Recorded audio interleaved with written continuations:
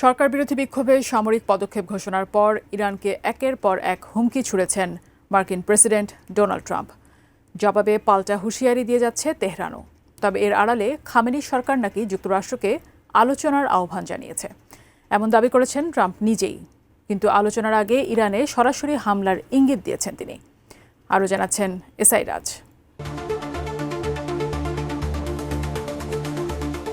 2022 সালের পর সবচেয়ে বড় সরকার বিরোধী বিক্ষোভের মুখে পড়েছে ইরান। মূল্যস্ফীতি আর আর্থিক দুর্ব্যবস্থার প্রতিবাদে এ বিক্ষোভ শুরু হলেও দ্রুত তা রাজনৈতিক রূপ নেয়। গত 28 ডিসেম্বর শুরু হওয়া এ বিক্ষোভ এরই মধ্যে দেশটির বড় অংশ জুড়ে ছড়িয়ে পড়েছে। চলমান এ বিক্ষোভকে কেন্দ্র করে গত কয়েকদিনে একাধিকবার ইরানে হস্তক্ষেপের হুমকি দিয়েছেন যুক্তরাষ্ট্রের প্রেসিডেন্ট ডোনাল্ড ট্রাম্প। ইরানি নেতৃত্বকে বিক্ষোভকারীদের বিরুদ্ধে শক্তি প্রয়োগ না করার বিষয়ে সতর্ক করে চলেছেন তিনি। মার্কিন প্রেসিডেন্ট ডোনাল্ড ট্রাম্প বলেন, ইসলামিক প্রজাতন্ত্রে সরকার বিরোধী ব্যাপক বিক্ষোভের মধ্যে সামরিক পদক্ষেপের হুমকি দেওয়ার পর ইরানের নেতৃত্ব আলোচনার আহ্বান জানিয়েছে। রোববার এয়ারফোর্স ওয়ানের বিমানে সাংবাদিকদের সঙ্গে আলাপকালে ট্রাম্প বলেন, ইরানের নেতারা তাকে ফোন করেছেন, তারা আলোচনা করতে চান, একটি বৈঠকের আয়োজন করা হচ্ছে। আমি বুঝি নির্মাণের শিল্প, সালাম স্টিল বোঝে ডিউরেবিলিটি। সালাম still, most durable still.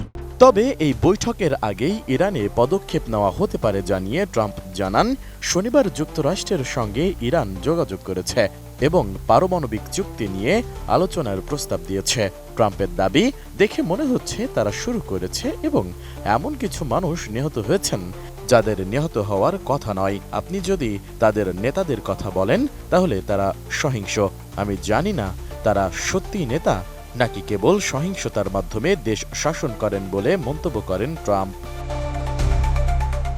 Trump বলেন, ইরানের পরিস্থিতি নিবিড়ভাবে পর্যবেক্ষণ করছে মার্কিন সেনাবাহিনী। বিষয়টি খুবই গুরুত্বের সঙ্গে দেখা হচ্ছে। সামরিক বাহিনী বিষয়টি দেখছে এবং আমরা অত্যন্ত কঠোর বিকল্প বিবেচনা করছি। সিদ্ধান্ত শিগগিরই। ইরান কোনো রেড লাইন অতিক্রম করেছে কিনা সাংবাদিকদের এমন প্রশ্নের জবাবে যুক্তরাষ্ট্রের এই প্রেসিডেন্ট নির্দিষ্ট সামরিক পরিকল্পনার বিষয়ে জানাতে অস্বীকার করেন। এদিকে ট্রাম্পের সাম্প্রতিক হুমকির জবাবে ইরানের পররাষ্ট্রমন্ত্রী আব্বাস আরাকচি বলেছেন, ইসলামী প্রজাতন্ত্র ইরান একদিকে যেমন যুদ্ধের জন্য প্রস্তুত, তেমনি আলোচনার পথও খোলা রাখতে চায়। 12 জানুয়ারি আল জাজিরার এক প্রতিবেদনে এই তথ্য জানানো হয়েছে। তেহরানে অবস্থানরত বিদেশি রাষ্ট্রদূতদের সঙ্গে এক বৈঠকে আরাকচি বলেছেন, ইরান যুদ্ধ চায় না, কিন্তু যুদ্ধের জন্য পুরোপুরি প্রস্তুত।